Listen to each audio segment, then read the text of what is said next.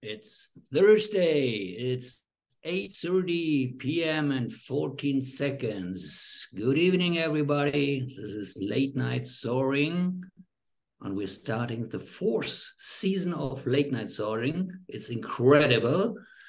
And we start this season with Late Night Soaring around the world. And as you see on the screen already, we have a very special topics and in this season, in this session, we're talking of flying in Australia, and we will talk, of course, about the morning glory, which is very unique in the world. And we're really proud that we can welcome Matthew Scudder. Hello, Matthew. G'day, how you going? Yeah, so it's early in the morning in your land. It's 7 o'clock in the morning. So good Early morning morning. to you. And of course, with me, my co-moderator, as always. Hello, Benny. Yes, good evening. Thank you, Matthew, especially for getting up so early for us. It's evening here, so it's really great that you could make it. I was so looking forward to this episode, basically since day one of Late Night Soaring, because I knew that maybe the day will come when we get the chance to do an interview with someone, probably in Australia, who would be able to tell us a bit about the morning glory.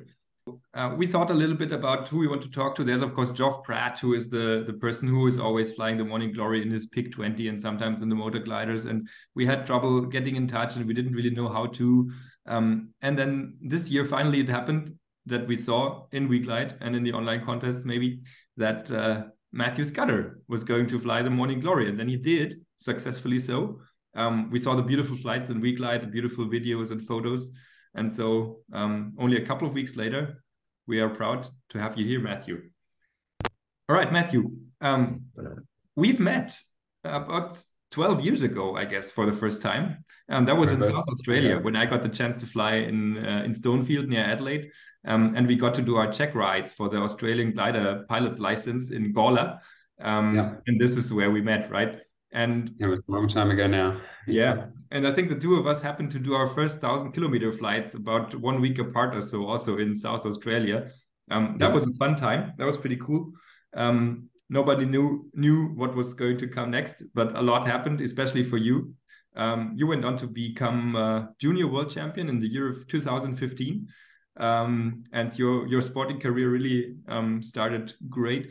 You've been in the Australian national team for a long time, currently placing third in the 15-meter World Championships in France last year, right? That was spectacular to watch. Also, congratulations for that. So yeah, and now you are the Australian person we all want to talk to, of course, due to all that success and now due to the morning glory. Matthew, can you maybe pull up a map of Australia and tell us a little bit about your sporting career, where it started, where it went, and then where this all happened? Yes, of course. Okay, so yes, a very long time ago, I met you back in Adelaide, which is where I was born in South Australia there. And that's where I did the first, let's say, 700 hours of my flying, going up and down these Flinders Ranges here in South Australia, which is kind of this very subtle topographic feature that has a property where it seems to block the advancing troughs and fronts just a little bit, which holds them in place to do really long flights up and down here. And I believe you were coming out for the venture of Conrad Meyerhofer flying down under, where he's trying to start the Bitterbossa of Australia at a little gliding club called Stonefield, just to the east of Adelaide, which I think genuinely has some of the longest distance flying potential in Australia, if not the world, for thermal flying. But there was some complications too. I think the venture was not so successful because the time zone is not so convenient for Europeans like Namibia. And perhaps the consistency of the conditions is much less than you have in Namibia. But as you discovered, I think as well, the conditions really can be spectacular. In the years since, I managed to do a 1250-kilometer flight in thermals, which I think is as far as I know, the longest ever thermal flight in a standard class glider in the world. I don't know of anyone who's flown further than 1250. And that was just going up and down this trough convergence here. And since then, I moved to Sydney, and I used to do a lot of flying from Bathurst. And I learned a lot about flying convergences there, because we have convergences almost every day coming in from the east, spilling over the hills up to Bathurst here. And that's where I was living and working during the Junior Worlds, which were at Narromine, just near Dubbo here. So I became very familiar with this kind of flying area through here. And then in recent years, I came to Europe and did some work and travel for a long time. That's where I was living when I built SkySight.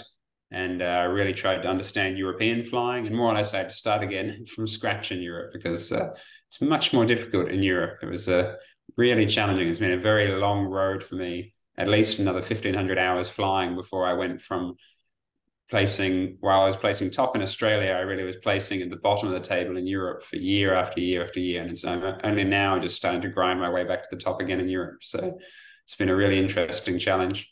But now I've moved back to Australia, and I live in Brisbane, which is just on the east coast here. And I mostly glide from Kingaroy, which is just inland here, which is probably the most European soaring site in Australia. But it's quite remarkable how consistent the conditions are here. So even through the middle of winter, we're still able to do 500. Someone was even doing 600, 650 kilometer flights through winter. I managed to do 500 kilometer flight on the shortest day of the year a couple of days ago out of Kingaroy. So it's really remarkable the conditions we have, particularly all the way through here in Queensland. That's where I've been doing a lot of, let's say, traveling and research the last couple of years. Just seeing what's possible out here. And it's amazing they're actually able to do this travel by glider and flying all the way through central Australia to a lot of locations where other people have never been, or it's been a very long time since people have been there. I think it was in the 80s and the 90s. There was a lot of world records were flown within Australia. It was Alice Springs. There was Hans-Werner Grosse. And I think right now, nobody flies in this area. Why not? Well, it's logistically very difficult. So it is extremely remote. It's 2,500 kilometers from Adelaide to get to Alice Springs, and even further from Brisbane. So it's really a remote location. It's perhaps a challenging location to live at the moment. They have some social problems in Alice Springs. It's a bit of a challenge. There's only one gliding club there, and they are, for the most part, winch only. So it's really self-launch only country. And the options to land are quite poor, and many of them are roads. So if you have a modern 18 or 20 meter glider, you're starting to get quite big for a glider that's to land on a road. So it's just a challenging place to fly, but the conditions are as spectacular as they've always been. We see on SkySight almost every day, just ballistic conditions out at Alice Springs. I'd say, cloud base of 5,000 meters would be quite normal out there. And I mean, people talk about seeing roofs lifted off houses in thermals with them. I'm sure it's considerably stronger than Namibia, but I'd say, again, less consistent than Namibia. We probably have considerably more blue days in Alice Springs than you get in Namibia, and there's much rarer convergence phenomena. It's just strong cumulus conditions when it's on. I intend to get back out there this year or in the coming years. I've been working on this route where I travel out of Brisbane and then fly my way. Last year, I went along all these little towns here, just traveling with just my glider and nothing else, up to Mount Isa. And then the next step is to make the hop across. And then this is what people used to do. They'd complete this route. And they were doing this with LS3s in the 80s and just a tow plane and doing a loop like this. And I'm really hoping to go revisit that. But the different thing I'm going to do is I'll be doing it just with my Diana, with no support crew, no nothing, whereas they used to have buses of cars and things like that following them around. Okay, and for those people like to go to Australia, to visit Australia and make maybe a week or 2 weeks holidays with gliding, which is the best place to go there? Where can you rent a glider? That's a problem. Is it like in Europe with the clubs, or how is the social glider community in Australia? So there's a few options if you want to do that kind of thing. So Fly Down Under, I don't think is really operating anymore. That's where I met Benji many, many years ago.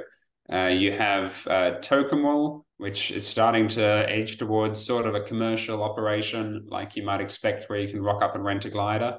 That is, where's Tokyo?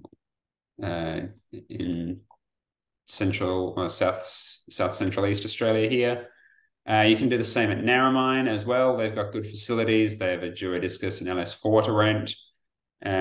You can also go to Corowa if you want to ship your own glider. I don't think they really have much to rent at the moment, except there is one EB29R there, which is a pretty nice glider to rent.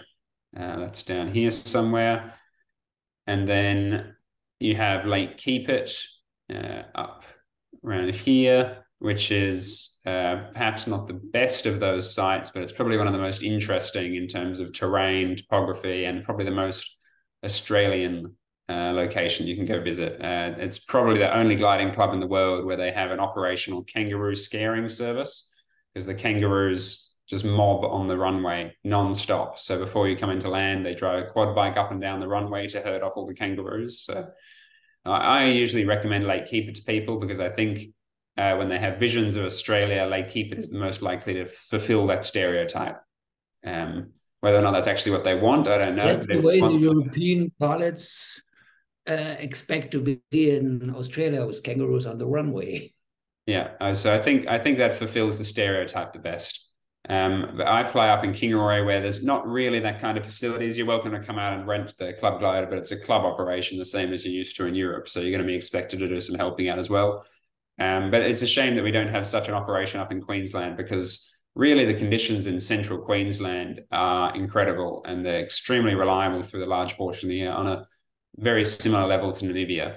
And the outlanding options are not so bad, and the towns and the tourism opportunities are also not so bad. But I don't think we really have the facilities at the moment for people to come out and rent a glider to do that. But you could certainly ship out your own glider and come have these kinds of adventures. But for some time now, I've had my eyes on going up to Burketown, which is where this morning glory cloud forms. It's a phenomenon very, very few pilots ever get to see or experience, because it's just so far from anything. I mean, you talk about going to Namibia, and yeah, you can fly in there and get a taxi from the airport down to somewhere, but you definitely can't get a taxi out to Burketown, and you can't fly out there either. Right, that's not technically true. There is one flight that takes you out there, which takes 9 stops along these little cities here, and takes 36 hours to get you to Burketown, and is about $1,500. So it's extremely hard to get to, and even harder if you want to bring a glider with you. So it's quite a logistical challenge and quite an experience just to get out there. But this year, after watching the forecasts for a couple of years, so I set up some special forecasts with SkySight to try and predict when and where the morning glory was going to form. And I watched them last year, and they were pretty good, but I still wasn't quite sure that I wanted to tow my little Dyna 2 all the way up there for a 25-hour drive and not have the forecast right. But then this year, I was finally pretty confident in how things were looking, and took the chance and had a really successful trip up there. Wow. So the morning glory, just maybe to say a few words before we start into what you've prepared for us, which we are looking very much forward to. I think a couple of years ago, I would have probably introduced the phenomenon of morning glory to it being one of the only possibilities in the world to do extended gliding over the open water, over the ocean, which is not as true anymore. It has become quite a fashion in Europe to fly to Corsica, and then maybe to Sardinia and back to the Italian mainland. So there has been some gliding, but that was usually just gaining altitude and wave over the land and then gliding over the ocean with tailwind, right? Whereas with the morning glory, you can actually fly in sustained lift over the ocean over long periods of time, right? As we've seen in the first video, which you've seen, and that is the super duper fascination, which Matthew hopefully is going to share a little bit of his secrets about now. Yeah, so it's quite possible to fly potentially 300 or 400 kilometers out to sea at low altitude on the morning glory in relative safety. It is very relative in that case, but yeah, let's get into it. So we talked about, I showed this little video before to give you just a bit of an idea of what it actually looks like. So you can see that it's this wave phenomenon that moves across Australia. So it moves across from the most northeast point and then starts sweeping across to the west. And it's basically a cloud that's maybe from all the way on the ground or a couple of 100 feet above the ground to potentially 4,000 or 5,000 foot high, with amazing, smooth, strong laminar lift across it. And it forms well before sunrise and just sweeps across the countryside at maybe 40 kilometers an hour. And there's these amazing opportunities to fly. This video is not from me, but from Mike Zupunk, who goes almost every year and takes some amazing footage up there. So in terms of the actual planning to get there, so we talked about just how far away it is. So I live in the closest capital city to it, and it's only a 25-hour drive to get there.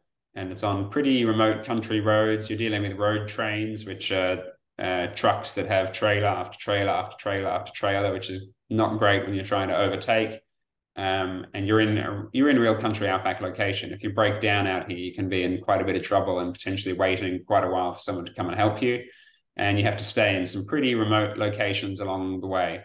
So you'll really get to experience some country culture, or Australian country culture. So I had traveling with me a visitor from the UK who'd never been to Australia before. So we stopped and enjoyed some of the cultural experience along the way. So the first stop was Tambo, which is known for its chicken racing. They dunk chickens in various bits of dye and then race them around race courses. You can gamble on them as they race. That was about 800k out of the city. So it's already getting quite country, if you will.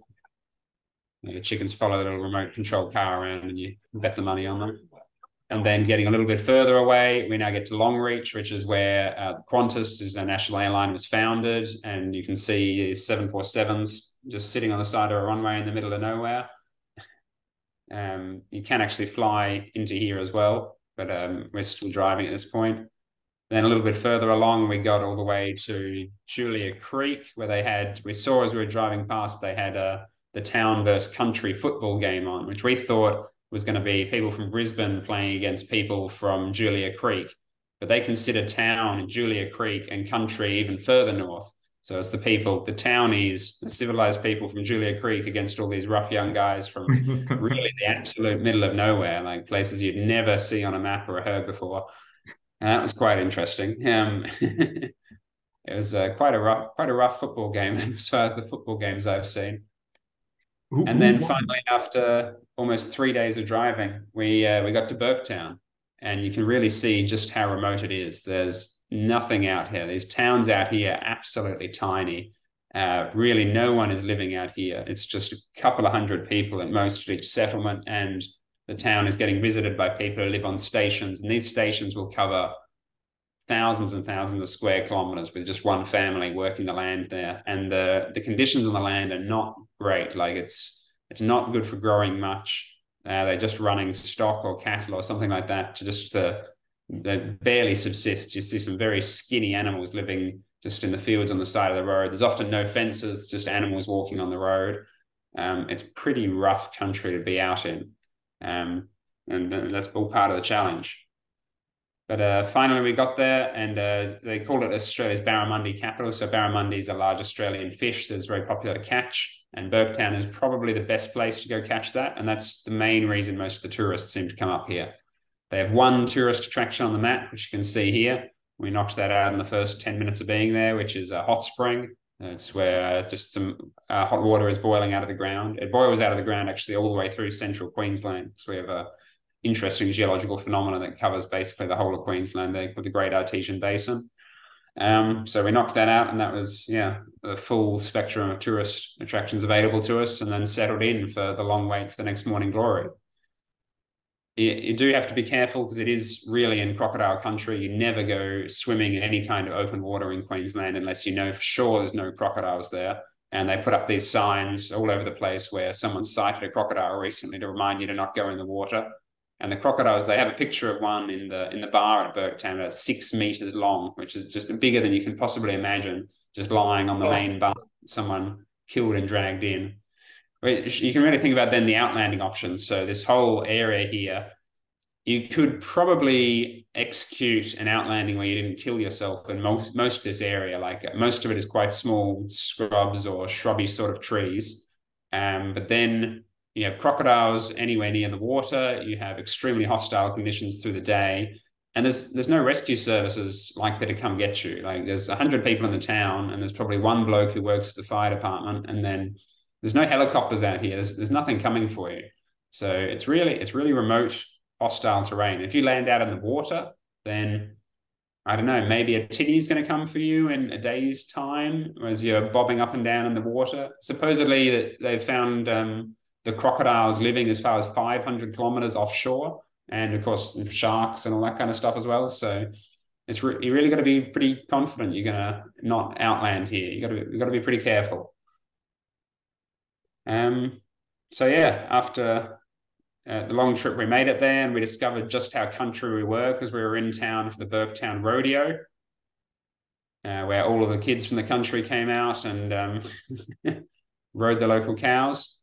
So that was pretty exciting. And then we got into the waiting for the actual glory itself. So the first morning I arrived, I'd been sitting in Brisbane for quite a while. Actually, that's not true. I just arrived back from Europe, from the Eagle Eye in Saint-Aubin, and I could see the forecast was looking good coming up. So we immediately packed up the glider and car and started driving. And the first day, it wasn't really forecast to be a good glory. It looked like it was going to be a bit too far out to sea. But here we are at 5:45 in the morning. First light was 6:01 a.m. on the end of the runway. And it's dark, like seriously dark. And the relative humidity is 100%. And that's basically required for the morning glory to be visible. And that's why we're going up there at this specific time of year, because it's very reliable that you get 100% humidity in the mornings there, which makes the glory visible. Because otherwise it's happening quite a lot, but there's no visual indication, which makes it quite hard and potentially more dangerous to fly upon. And you can see here my canopy is totally frosted over with the mist. And you can see the fog just sitting on the ground back there. So that's quite a challenge to deal with. And this picture looks like it's a nice picture during the daytime. I think you can't see the sun up in the top there. It's actually the moon. It's still 5 in the morning. It's just my phone camera trying to play some tricks. But yeah, it's really, you're really taking off at first light if you want the best chance or the longest possible flight on the glory. Because there's very many mornings where the glory comes through Burketown before sunrise. And often it's sitting there right behind you on the airfield as you're waiting for the first light when you can legally take off. How many people are there? Like there's a Stemme in the picture in the last one, and maybe some other motor gliders or whatever. Like how many people are there waiting for the morning glory usually during that time of the year? So this year, I think there was 8 people up there with a whole variety of motor gliders or ultralights. A few power planes come in to experience it as well. There's quite a reliable contingent of people that go up there. But there seems to be a very small overlap between, let's say, cross-country pilots or enthusiastic pilots and people who are flying on the morning glory. I don't think any of the names you'd see in the back there, you would have seen posting flights on WeGlide or anything like that before. Perhaps one exception, Scott Lennon, you might see flies quite a lot out to Moora during flights, but I can't explain why there seems to be this overlap between people who are fascinated enough by the morning glory to go visit it and, let's say, regular cross-country pilots. I guess part of it is the safest and easy way to do it is to do it with, let's say, slightly odd and weird motor gliders. So there's a lot of sinuses and viruses and Grog 109s up there.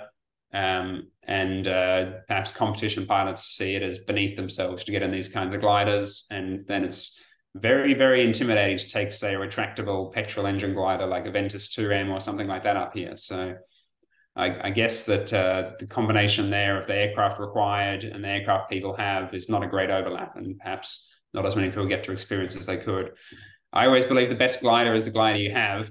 So I have the Dyna 2 Fez in Australia, which is really not the ideal glider for this application, but it's the glider I got. So we went out and gave it a try. So I have some pretty serious constraints for the Dyna. I have perhaps 80 kilometers of real range after I do a self-launch to a couple of 100 feet. So I really have to wait for the morning glory to get quite close to be able to experience it. And then I still need to be able to get back from the morning glory as well, potentially. We'll talk more about how getting back can be a challenge in itself. But I really have to be careful monitoring my options. But I do have the quite tremendous advantage that my motor is electric. So it's, I think, extremely reliable. Whereas a lot of these guys, they're actually too scared to ever shut off their engine on the morning glory, because if they can't get the engine started again, they're really in a life-threatening situation. So I'm one of the more recent people to actually fly with the engine switched off. And then potentially I feel a little bit safer if I went out to sea with the electric engine. And I also have the opportunity to outland, where not many of these other gliders could make safe outlanding. And then the dyno would be quite easy to carry the wings out of a remote location, where a lot of these, I honestly don't know how you'd get a stem out of a field up here. I think it might just live in the field for the rest of its days up here. So yeah, it's quite a challenge in itself, managing that. The first day was not for me a great success. I self-launched and then flew at 1,000 feet as far out to sea as I dared. And the Morning Glory was still just a little bit further away. And all of the other gliders flew out to it, got on it, had a great time going up and down the Morning Glory. And I just had to turn around and motor all the way back and land back at Burketown with 20% of my battery remaining as my reserve. I did get to see a little bit of it coming over Burketown, and I got to see it progressing out over the water from a distance, but I didn't get to experience it. So that was a bit of a disappointment. I think of the Morning Glories that come through, it's probably 1 in 3 days we get a Morning Glory in Burketown on average through that September-October period. And then of them, maybe 1 in 3 of those comes through over land. So you're really at pretty small odds to actually get a good Morning Glory that comes over the land, maybe once a week at best. Which really limits your options with a glider that you're either limited on range or not happy to fly over the water with. So most of the people who are heading out serious distances over the water are flying with life jackets. And I'm not actually sure how useful a life jacket is. I think it might just prolong your life by a few hours out there. I'm not sure if anyone is really going to find you before you're in pretty serious strife out there if you end up landing in the water. There are a couple of small islands that have some small airstrips on them. So there is an option there if you're perhaps able to keep flying on the Morning Glory until you get to one of those airstrips, but you can be in serious trouble out there. So it was quite a disappointment for me not to be able to experience it the first day. But the reason I'd headed out there was not just because of one forecast, because I'd seen a sequence of perhaps 4 or 5 Morning Glories coming through day after day after day, which gave me the confidence that perhaps one of these is really going to come over the land quite strongly and within range of where I can get to it to properly experience it. So this is on the second day, and you can see just what it's like looking at the cockpit. I put on some special chemicals on my cockpit that helped a little bit with the visibility, so you can sort of see outside, but it's pretty bad. And the people who are launching with the retractable engines, they don't have the advantage of the airflow over their cockpit from engine start. So with the Diana, at least when I start the Fez, very, very quickly the canopy dries off and I'm able to see again.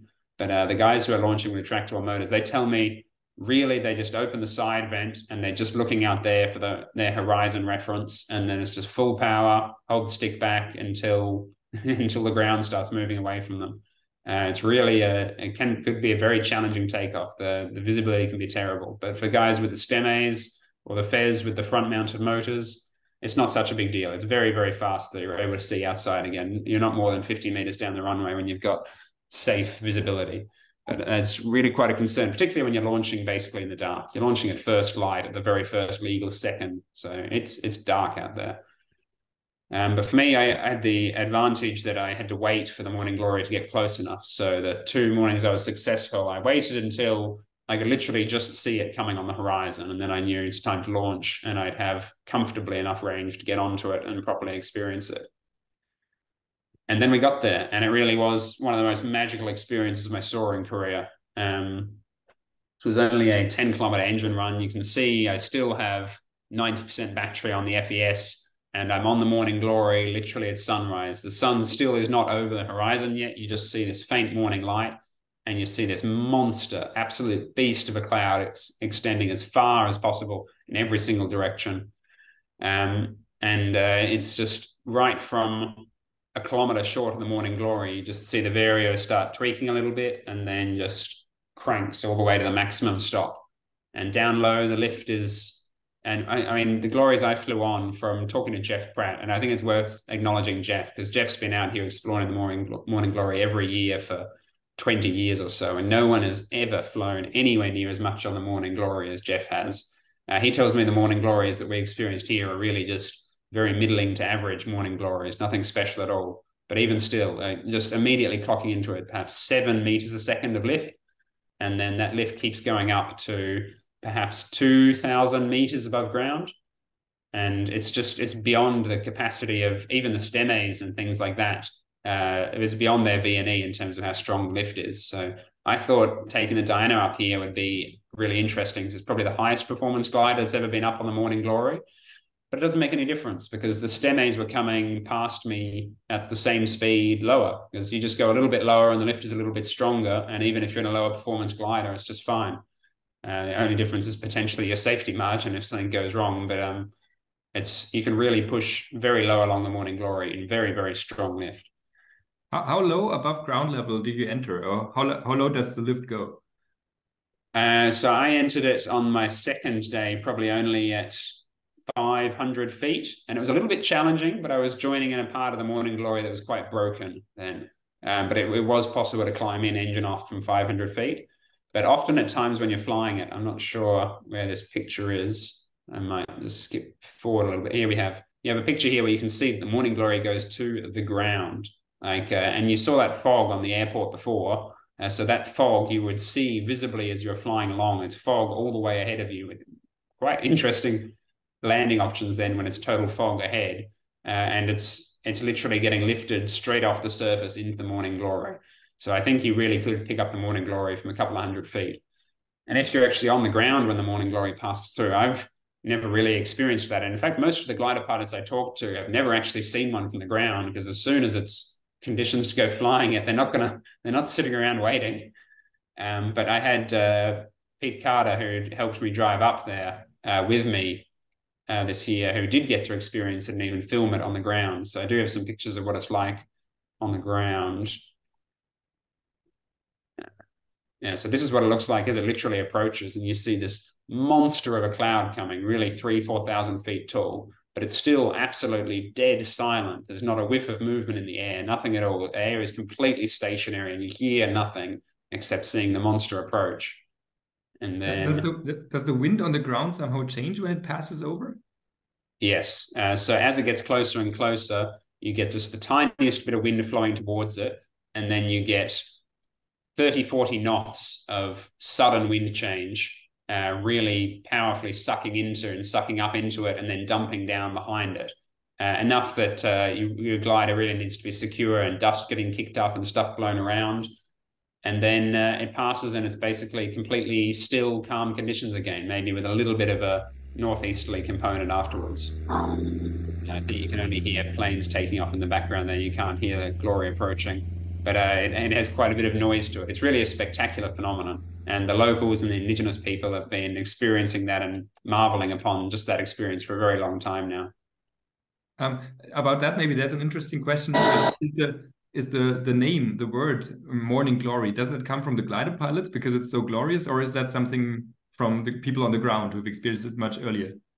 That's an excellent question that I don't know the answer to. I'm really not sure where the name came from. And the phenomenon was first documented formally, I think, by the Air Force flying in the area in the 1940s.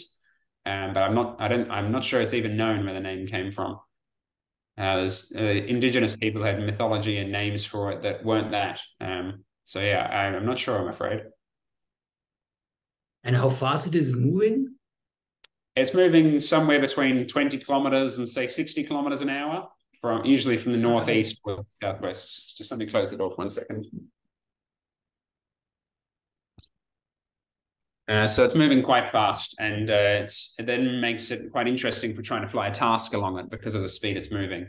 It's really nice. I got the satellite picture. We have 4G signal across almost the entirety of Australia, including even in the middle of nowhere like this. So you're actually able to get the 4G signal and get both the SkySight forecast for the Morning Glory and the SkySight satellite picture for the Morning Glory, which is super important because as you're flying the Morning Glory, often the glory is dissipating behind you and starting to vanish. And it can really, in just a second, just when the surface humidity goes down and you come into an area where it doesn't have that fog on the ground, the whole thing just evaporates into nothing. And the wave is still traveling. You can still hopefully keep flying it, but it becomes a whole lot harder because if you get it wrong, the sink on the other side is just as strong as the lift on this side. And I heard stories about people flying trikes, the little hang gliders with engines that don't have very good forward penetration, that tried to jump over the back of the Morning Glory to the next wave. And they were forcibly outlanded at full engine power on the other side, just dumped all the way down to the ground. I'll just play this video while we're talking.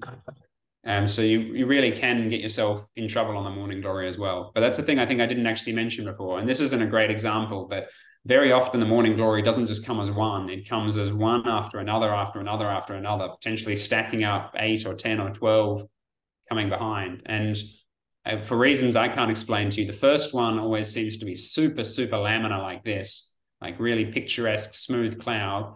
And then the subsequent ones often seem to be really, well, they appear really turbulent and broken. It doesn't look like they have good structure at all.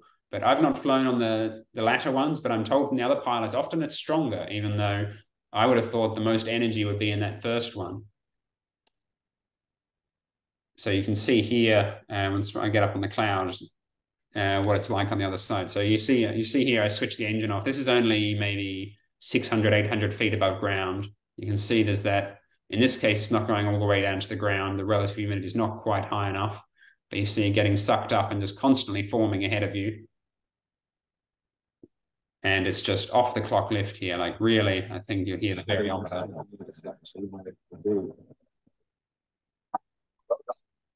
Just on the maximum stop.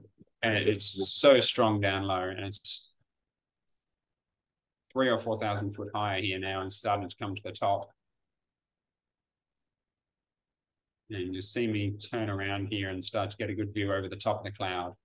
So this is sort of where it blew out to the northern extent, but then you can see one cloud behind and another one behind that, another one behind that, but looking much, much more broken than the one that I was on.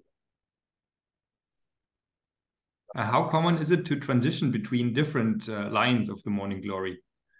Certainly some pilots are doing it. I know a lot of the STEMAs jumped across to the other one, but you have that very strong sync between them. And you do feel a little bit uncomfortable at times, because even though 99% of the time it's this magical, smooth, laminar lift, at least once every half an hour or so, I would hit this patch of tremendous turbulence, like really car crash turbulence, which is a lot when because you're probably cruising already 100 knots and 200 kph plus along here. And then for reasons I can't explain, while everything still looks super laminar and smooth, it's just this absolute car crash section for a kilometer or so of really washing machine turbulence. And then it goes back to super laminar again. So you really, even after flying it for a few hours, you're still never quite feeling comfortable at any point to try to risky things. But certainly people have hopped across to the ones behind and even kept hopping a long way back. And I did on one flight actually jump over the back and onto the next one, and the one trying to transition to the thermals, because I think there is actually a lot of record potential for the Morning Glory. And one day I'd like to go back with, let's say, the right glider for the Morning Glory and first fly the Morning Glory from dawn all the way out to sea, all the way back to the land, and then hop into the thermals and keep going south. And I think that a 2,000 kilometer flight would be, and even potentially a declared flight would be easy. And then a 3,000 kilometer literal world record distance flight is actually possible. You can probably do a 3-turn point 2,000 kilometer flight on the Morning Glory in the right conditions, and then start your thermal flight. And then heading south, maybe you can do another 1,000 kilometers. So there's really interesting possibilities. How long is the cloud? I think the longest ones I've seen are probably a bit over 1,000 K. The day I was flying here, it probably went 400 kilometers. So there's a lot of options just there. But most of the time, that distance is out to sea. It's quite rare that it goes so far into land, but it certainly does happen at least 500 kilometers inland. So if you could do 500K out to sea, another 500K down, up again, and then start your flight down for a 3-turn point free distance, then I think you could do a very, very long flight. And at what times it stops? So the Morning Glory, I'll talk about this a little bit ahead, but the Morning Glory basically doesn't stop in that it's already started the next one. The next Morning Glory has already started in a couple of hours after sunrise, because this is the sea breeze from the day before on the York Peninsula. So if you have a night VFR glider, there's nothing that would stop you flying from, I think, probably 11 p.m. or midnight would be the right time to launch. And then you could actually fly the Morning Glory all night up and down. And then once you're out here, transition back to catch the next one. So you can fly perpetually on the morning glories, I think. So we have to talk to Gord Böttcher with his night goggles, huh? Yeah, but he's experimental. He can't fly in that configuration in Australia, but it would be possible. It should be possible. That's the only footage I've got of me from outside the glider. And I should mention these a number of these videos from the Phoenix are from a guy called Barry Hendry. They're not my videos. The ones from the diner are all from me. He took some really nice pictures that sort of capture the evolution of the glory. So you can actually see his little time lapse here, what it's like actually surfing along it and how it's constantly moving forwards.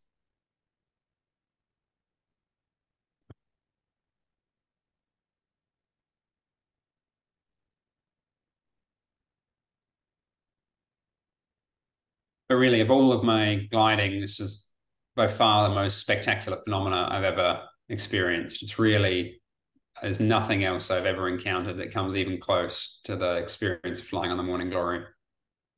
I think it's something you've got to do at some point. So here you can really capture that evolution. It's not so laminar here. This was the second day we were flying. You can see really how it just forms ahead and just keeps rolling and rolling and rolling. And you can also see just how bleak those landing options are in every direction as well. And you see out here, that's the next one. So on this day, I jumped off of this because it very suddenly blued out ahead of me. That's the advantage of the satellite picture, is you can see if it's blued out behind you. Because often you're cruising in one direction, happy as Larry, and then you turn around and realize, geez, this is a really weak glory to now get home on again. As soon as the thermals start, the glory starts dissipating. So the glory is basically trapped between an inversion layer and the ground. And as soon as the thermals start and disturb that inversion layer, the glory just switches off just like that. So you've really got to be careful, particularly in my glider, that you don't end up 400 kilometers inland without a landing option, planning to have flown the Morning Glory back somewhere safe. And behind this, there's maybe 20 knots, like 35 kilometers an hour of headwind to now get back to Burketown, which for the fares is a really big problem for me because my cruise speed engine on, or the best cruise speed, is about 90 kph. So you add a 35 kph headwind and my range suddenly goes right down. But it does continue in the blue potentially as well, even when the surface moisture has disappeared. But you've really got to be aware that the glory could have disappeared because the surface humidity has gone down, or because the thermals have started and killed the glory. So if you were planning on riding the blue glory back, you might find it's just disappeared entirely. So that's all the footage I had from the glory itself. I thought it would be worth talking a little bit about how it's formed and why it's formed. So I did maybe before we get to that, what you last said begs two questions for me. When the thermals start, the glory starts dissipating. Of course, this obviously begs the question, can you then use the thermals, or is there like a period in between where the thermals are just not usable for an hour or two until it gets going? Or has that been done, and how did it go? It's been done multiple times. Jeff Pratt, I think, has probably done it a few dozen times. And I think it might have even been done in a hang glider once before as well. I managed it on one day, but when I arrived at the thermals were maybe a quarter of a meter of a second to about 350 meters above ground. But in the Diana, that's not so bad. It's still possible. But it was really, really challenging conditions then. But it certainly has been done. And on stronger glories, people have been able to get all the way up to 3,000 or 4,000 meters. In fact, people have been up to 5,000 and 6,000 meters on the glory. And from there, at minimum sink, you can wait a very, very long time. So it certainly has been done, but I think it's very unreliable and very hard to predict the days when that will be possible. But it certainly is possible. And I forgot your second question already. Well, I haven't asked the second one yet, but I have a follow-up question to the first. Then in that part of Australia, a couple of hours later in the afternoon, maybe, would the thermal conditions be worthwhile? Yeah, they're mega, seriously big thermal conditions. Perhaps not right near the coast because the sea breeze comes through quite early, like even at 10 or 11 a.m. the sea breeze is coming through at Burketown.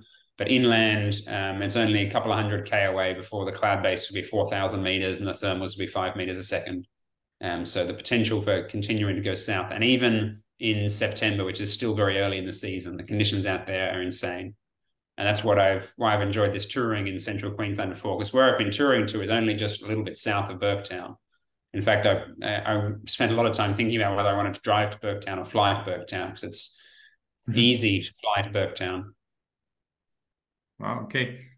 So my other question, before we get to the theoretical background and to the physics of how it's formed, about which I will have about 500 more questions. My last one about this one here is, can you walk us a little bit about your strategy about when to leave the Glory in order to get home, probably on electrical flight? Like, how does your decision-making process look like? Yeah, so for me, it's quite challenging because potentially I don't have very much range. So both mornings, I was quite fortunate to be able to join the Morning Glory, having used less than 20% of my battery power, which really gave me a pretty comfortable margin, because I'd be now perhaps 30, 40 kilometers to the west of Burketown, gliding into what could be potentially up to a 35-kilometer-hour headwind, with the possibility that, okay, at least at this point, the Glory doesn't seem to be very strong on the lifting side. So hopefully the sink is going to be very strong on the lee side, but there's still that potential there that I could get really dumped down low. So even though I'd climb as high as I could on the Glory while it was good, and as it's starting to get a long way from Burketown, I'm sitting higher and higher on the Glory to give myself some more options. I still wanted to be aware of the possibility that I could get dropped down quite a few thousand feet below glide and then have to run the Fez to get back to Burketown. So I was making sure that I had, notionally on the Fez, I had 60, 70 kilometers of range in still air, and then subtracting some for the headwind down to 40 kilometers still. And then I had the altitude reserve I had from the Glory itself. So between those three factors, I was pretty comfortable. And as it turned out, I never landed back at the Glory, having jumped back with less than something like 40% of my battery remaining. So I think I managed that fairly well. And I had been out and checked out the road landing option on the way into Burketown, because the road comes into Burketown for about 20 kilometers from the west. And for me, that is quite a viable option, that I could comfortably land on the road. There's really no traffic, and I think I'd get away with that quite well if I really did mess it up. For the bigger gliders, it's a much more serious problem, but they have much better endurance with the engine.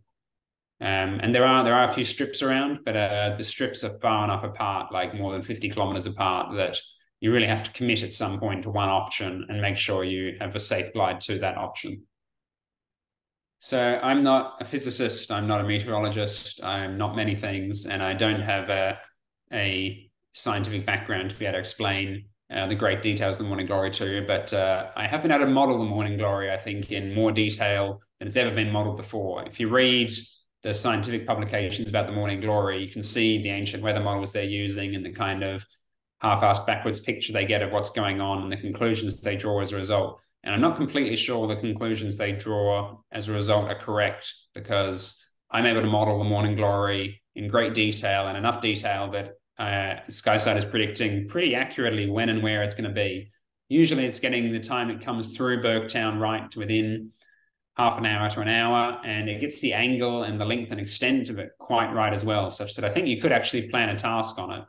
And it seems to be functioning quite well. And given that, I'm inclined to believe what it's predicting about how it's forming is actually quite accurate as well. And that goes a little bit against what the scientific literature says. So the literature says that we have I think this is the Cape York Peninsula here. It says that you have a sea breeze that forms in the afternoon. You can see on the satellite picture up here what it actually looks like on this same forecast. You see the sea breeze comes in from the coast here, and it also comes in from the coast here.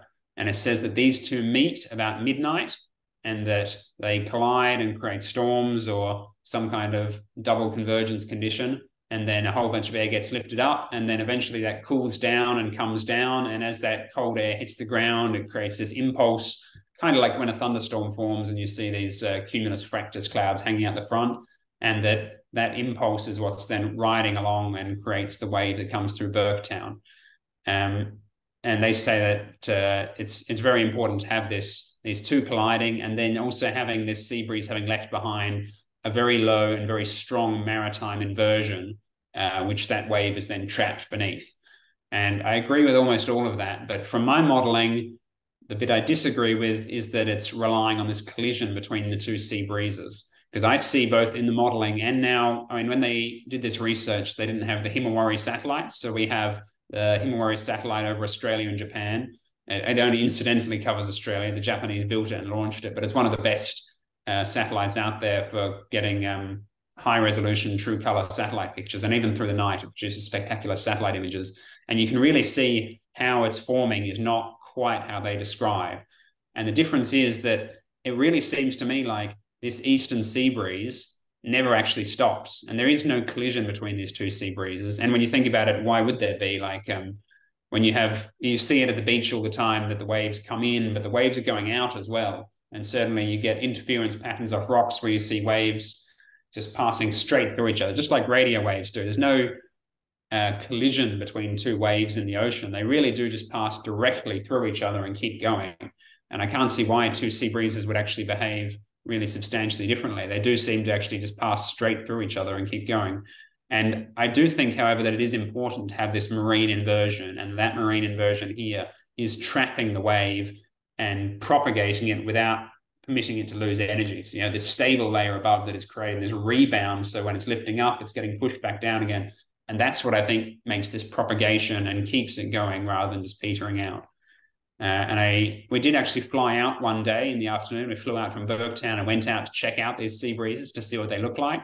Because they're on the forecast, they look amazing. And we went out there in one of the motor gliders, and you can see that this is the sea breeze. So you know the cumulus fractus here, and you can see the dags hanging down beneath the cloud, and it functions just like a normal sea breeze would. There's nothing special, there's nothing magic going on. And I think if you could hang out there all night, you'd see this sea breeze eventually slowly turns into the morning glory.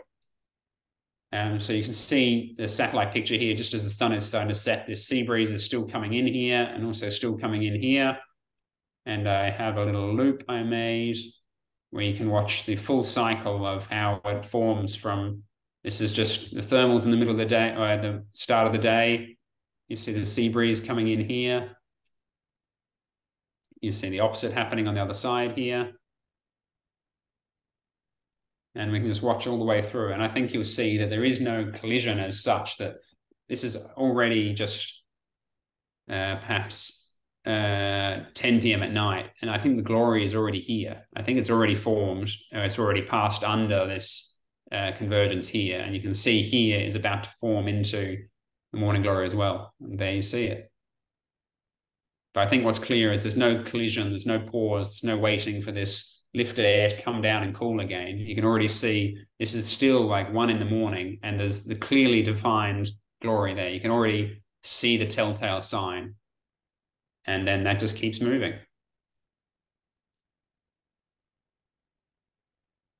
And yeah, I am blown away that my model is actually able to predict this phenomenon so accurately. But the interesting thing is that neither on my model nor on any of the research do any of the models predict the multiple waves. SkySight only ever predicts the first one, and all of the other research, no one seems to be able to predict the second rebounds. And someone far cleverer than me is going to have to explain why that happens. But I suspect there's some limitations with the modeling technology and the way they handle these physical interactions such that they're not able to predict the multiple subsequent rebounds. But you can see just how far they are. The glory is approaching Burketown, and these ripples still go back almost all the way to where the glory was formed.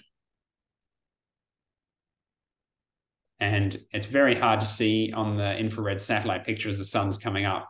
This is on the first day I flew the glory, where it's going 100 or 200K into land, and you can just see this tiny little echo of a wave here, even while it looks much stronger and thicker back here. But this tiny thing here is that same amazing glory. It's just very hard to pick up on the satellite picture.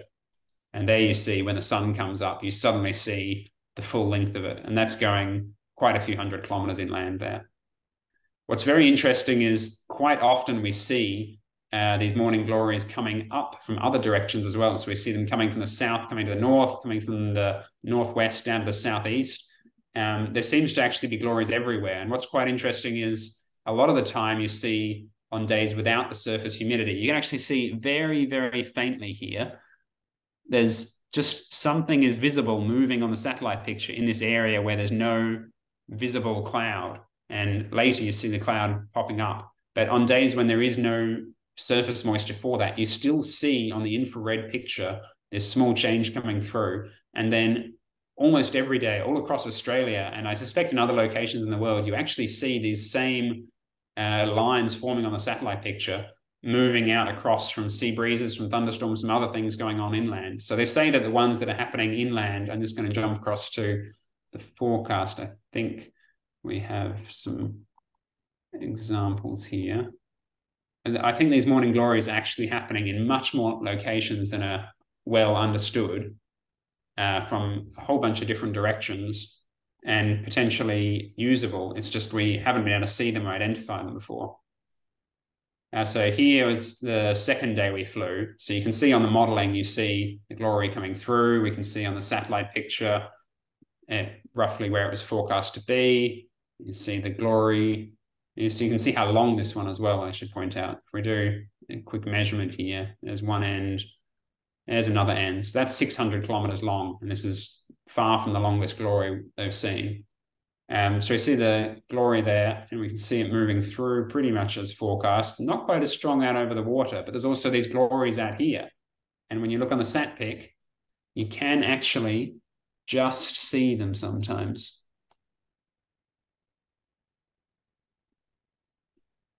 It's a little bit hard to see, but you can see again that faint line I was talking about, just this very slight color change moving from the northwest to the northeast.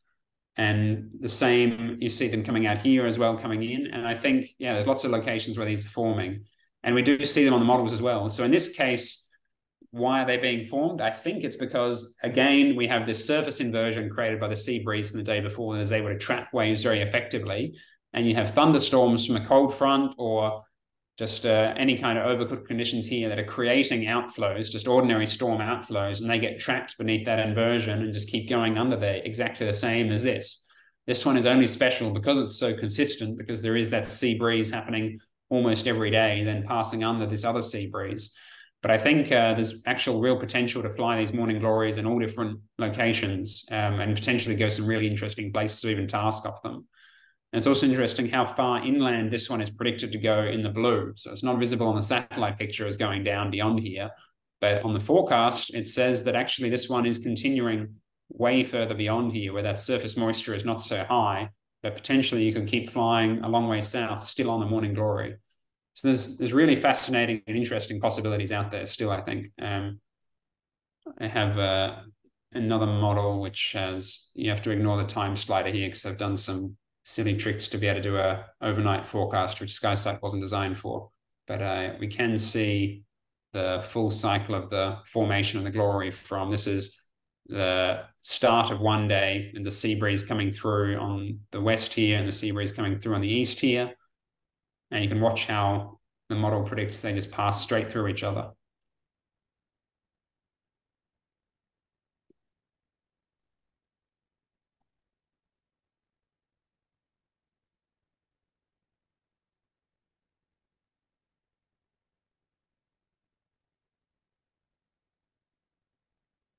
What does get quite interesting is I'm told, and I've seen photos of what happens when two morning glories intersect. So when you have a morning glory that comes from the southwest or from the northeast or something like that, these two glories can intersect with each other. And at the intersection point, you can get interesting conditions going on. So supposedly sometimes you get the two morning glories sort of explosively combining, and they're clearly lifting the air so quickly that it creates an instantaneous thunderstorm at the intersection point that just blows up to 20, 30,000 feet. And certainly you can get tremendous lift along that intersection point, but potentially get instantly condensed upon into the cloud. And also, I'm told, insane turbulence, like absolutely glider-destroying turbulence from the intersection of those two. So there's definitely interesting and still unexplored possibilities out there. And this is the glory from the other day. You can even see these little tiny other little echoes forming here. So another glory. This is still the sea breeze from the day before. And then you have another probably convergence coming out of the thunderstorms out here. You can see approaching from the opposite direction. And I think maybe on this one, it might be Something visible in the satellite picture as well.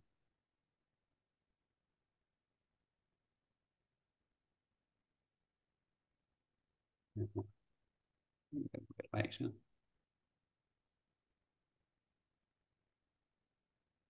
No, possibly not. But it is very interesting watching the satellite pictures day after day and seeing these glories coming from every direction. And I've heard even there's still glories this late in the season now. So it seems like to be quite a seasonal phenomenon, only September, October, but very occasionally we do see glories. And so you can see a glory from yesterday. Let me change back to the right time zone.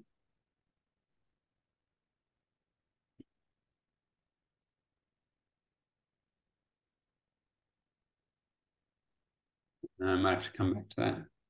But yeah, there's still glories even this late in the season, which then is interesting because it's already such strong thermal conditions this time of year that I think the transition could be much easier. You see the massive, massive glories yesterday. And you can see in the left here is actually a visible morning glory coming from the other direction. But this one very rapidly peters out, whereas this one just keeps on powering through.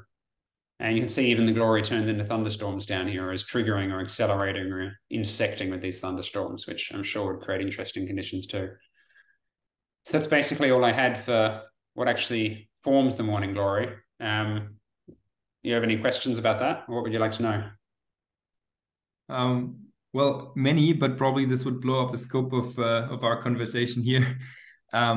But this is super interesting, and I'm really impressed about how your model is actually able to accurately predict both the speed and direction and the angles.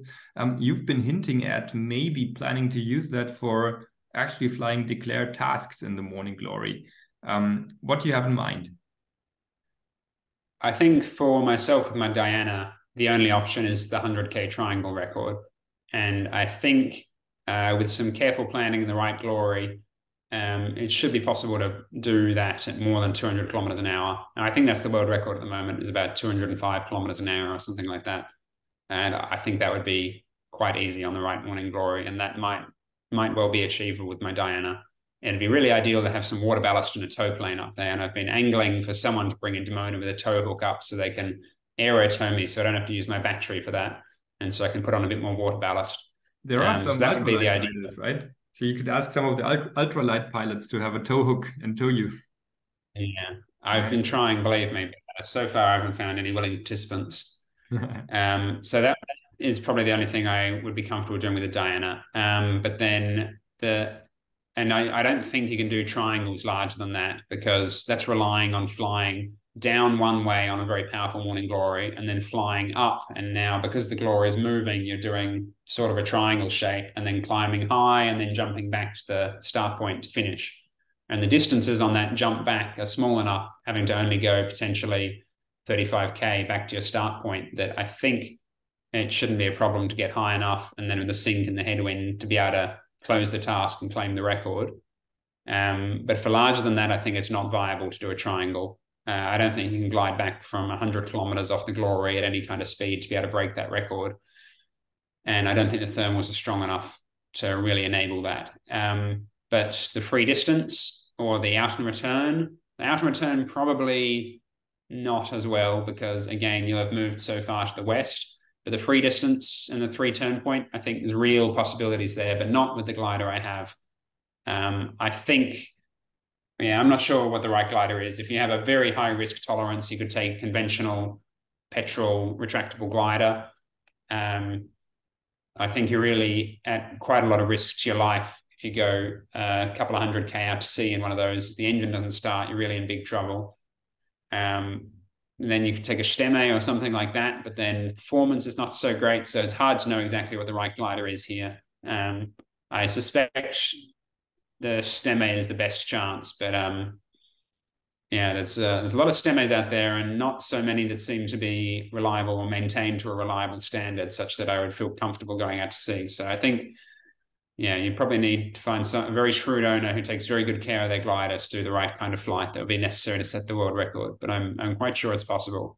Certainly, I'm going to try and go back in a future year, whether or not it's this coming year or one after that, and whether it's with the Diana or a more capable electric glider. I'm not sure yet, but I think the best hope is hoping for a future glider that is yet to be built in terms of being the right glider. So an electric glider with a bit more range and ideally probably still a fares or some kind of front-mounted system, I think is the right choice.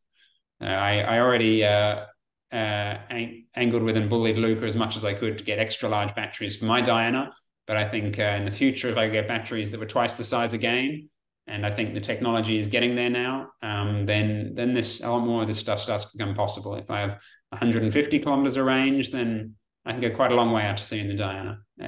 So yeah, I don't know what the right glider will be, but there's real possibilities there to fly a big task. Okay, and then I have one more technical question, and then I think I'll leave you and the audience alone with it.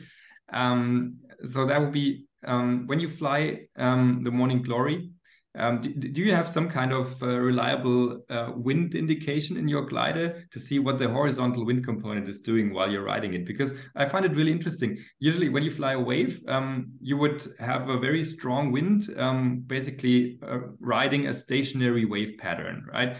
And this is the other way around, where you have as I would suggest, usually a still air mass where a wave is traveling through. Yeah. So what does that do to the wind locally in the lift on the wave? I did have the Hawk system with me while I was flying. I don't remember what it was saying on the indication. Let's go back to some of the pictures. But as I recall, there was not very strong wind from any particular direction. That's not what it says there. At least on one day, we did seem to have a very noticeable headwind component like this, which I can't really explain to you why it was like that. But it did indeed seem to have much stronger ground speed going south than north, but the wind was totally perpendicular to the wave. And then I think on the other day, there was not substantial wind one way or another. So it seems, I mean, it is a wave that's moving through this existing air mass. So I think in this case, I'm still flying in quite a strong sea breeze from the day before, which is still blowing away from the coast there. And then this wave is coming through that sea breeze system. So I think the answer to your question is actually the wind is whatever the wind was before the Glory came through is what you're flying through. Right, and the Glory coming through just lifts that up and then pulls it down again. No, behind the Glory, because the other Glory it is still that sea breeze. Behind that is the very powerful sea breeze from the east coast, and that changes the wind 90 degrees the other way. Oh, that's interesting. Okay, yeah, that makes sense. Okay. And what's the distance between those lines? Maybe as close as 1 kilometer or 2 kilometers. Okay. Not far at all. But it's not necessarily a consistent spacing. You can see it gets a bit wider and a bit closer, and sometimes the Glories sort of smear together. So here you see they all sort of smeared together into one. And most people didn't fly this part here. They're a bit scared because it didn't really look like a Glory. It was something, but I did actually fly along that because that's where I had to self-launch onto. And this was working just fine as well, actually. So there's all kinds of weird and completely unexplainable phenomena the whole time you're flying along it. I think it's really still very unexplored. So then it'll be like 8 or 9 a.m. and you're done gliding for the day. What do you do for the rest of the day? Yeah, well, that's the challenge. And it's so hot. It's so hot. Like the hottest I've ever been on the glider was in my glider, and all my flying in Australia was on final glide back to Burketown at 8:30 in the morning, because the humidity is as necessary 100% to form the Glory, which it's like a sauna. It's really, really insufferable. And the temperature is already, I mean, you see here, it's 29 degrees or 28.8 degrees at, how high am I here?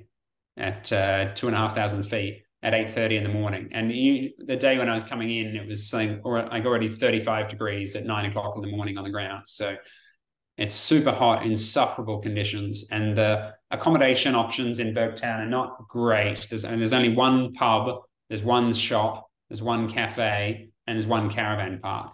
And there is also a little tiny motel, which we were lucky enough to get ourselves into. And that was quite palatable. I don't know if I put the picture in the motel actually, but it was just a very nice swimming pool. But on the other days off, there's not really much to do. Burketown is a tourist hub sort of in the winter. People go there for the barramundi. But this time of year, no one really goes up there. It's very, very quiet. All the tourist operators that run fishing trips or cultural trips close down. But we were lucky enough to actually meet just a bloke in a bar one night who had flown in a Cessna 180 to check out the local area. And he took us to Adele's Grove. And this is what it's like in far north Queensland and the Northern Territory. Like, it's just beautiful sort of semi-tropical areas and big lagoons like this. And we were told it was safe to actually go swimming here. So we did go for a swim. But it's just super beautiful countryside to go out and explore if you can cope with the heat. So most of the activities involve some kind of water. So this is flying into Adele's Grove, which is really one of the most beautiful places I've ever been. There's this amazing blue lagoon flowing all the way through this outstanding, like, tropical rock environment. Safe to swim sounds exactly like something a crocodile would say. So we have freshwater crocodiles inland, and the freshwater crocodiles rarely eat people. It's the saltwater crocodiles that eat people. So when you're far enough inland that it's not salty anymore and that the crocodiles won't have swum that far upstream, you shouldn't really be in too much trouble. I think people do very occasionally get attacked by the freshwater crocodiles, but I don't know if anyone's ever died from a freshwater crocodile. It'll certainly be rare. But the saltwater crocodiles, when you're out near the coast, is a really severe threat to your life. But I think this place here, this is Adele's Grove, which is one of Queensland's big tourist attractions in far north Queensland. You're quite safe there. But for the most part, yeah, I was just busy working on Skyside, doing contract work for customers for, you finish your gliding at 8:30 in the morning, tie down the glider, and then wait for the next day. You've got the whole day to yourself. So there's not a whole lot to do. I think that's part of why it's such a difficult phenomenon to go deal with. I know some guys that drove up with a Grob 109 in an open trailer from Adelaide, which is even further away than Brisbane. And they were up there for 10 days waiting for a glory, never saw one, packed up and went home. So it's very easy to go up there for a huge period of time and miss it completely. But my forecasts, I didn't keep just to myself. I put them on Skyside for everyone to use. So other people would have the same opportunity of planning when they wanted to arrive to try and arrive around when the glories were likely to be. They seem to come in sort of sets. So you'll get 3 or 4 good days in a row and then potentially 10 days of nothing. So a little bit of planning and using the forecast if you want to really experience it. And how many days in advance do you think you can forecast it? I think you can forecast when let's say the sets are coming through, plus or minus a day, quite comfortably up to 5 days. So at 5 days' time, I'm saying, okay, it looks like there's going to be a period where there's going to be good glory conditions. And then it seemed like most of the time you could forecast the presence really quite reliably the day before. But the trouble was the other complications on takeoff. So is it going to be a strong crosswind the day before? Is there going to be enough humidity is another challenge. So forecasting the wave is going to be there is quite easy. Whether it's going to be blue is a little bit more challenging. And I wouldn't say the strength forecasts are necessarily consistent along the length of it. So it seems like often it continues stronger in one direction than the other in actual flight. And even though it's predicting there was going to be a glory there, it's not as strong or it's stronger than expected. So, but it's certainly, I think, adequate for planning a task and for planning your trip and your week up there. And I'm still experimenting with it as well. I think there's a lot of things that can be improved with it. So currently I start the forecast in the middle of the night, but the glory is already in motion at that point because the glory started from the sea breeze the day before. So you really need a model so the global models don't really understand those sea breezes. You need a high detail model like on Skyside to capture those sea breezes. So I need to run the model from the day before to capture the day before's sea breeze accurately enough to capture its propagation through to the next day. But you don't want to start a model in the middle of the day. It's much better to start the model in the night where there's no thermals, where there's no disturbance in the atmosphere. You want a stationary situation. So then you started the day before, but now you're running a forecast that's going forward for 36 hours, and then that's not so accurate. So there's a whole lot of complications and trade-offs there in order to get a good forecast. But I think I've worked out a system that's working pretty well at the moment. I should probably get in touch with some of the researchers who studied it and see if they're interested in seeing, well, what I think it looks like. Because I think it's not quite like the published literature. Wow. Yeah, well, fascinating. Wow. I'm totally, wow. Yeah, Matthew, thank you very much for this really impressive show you made for our spectators. I hope I would be able to fly once this morning glory, but I'm a little bit in doubt how I can do it. You have to send your Quintus to Australia. Yeah, maybe the Quintus is not the best glider for this. Yeah, so thank you very much. When do you come back to Europe? I'll be in Europe from June next year. I'll probably, I might go to Rieti again, or maybe I'll go to Fuente Milanos this year. I'll be out there for at least a month or two to try and do some good flying. But I'm going to do some more travel early next year through Southeast Asia for a bit of a change, do some working remotely from somewhere in there, and then, yeah, come across to Europe in June or July. But I'll be there again. Cool. Looking forward. You're flying again the E-Glide? I think so. It's back to Varese again this year, which I'm not so excited about. I feel I've already been there and done that, but I suppose I should come and defend the title. Okay. Yeah, so finally, for all our spectators who are enjoying the show, we would be happy if you send some money for our young people in Königsdorf for paintball. So I would be really happy, so we can give them some money for the aero shows and so on. And so, thank you, Matthew, for your time. And we say goodbye. See you next time for Late Night Soaring in December. Bye-bye. Thanks for having me. Bye.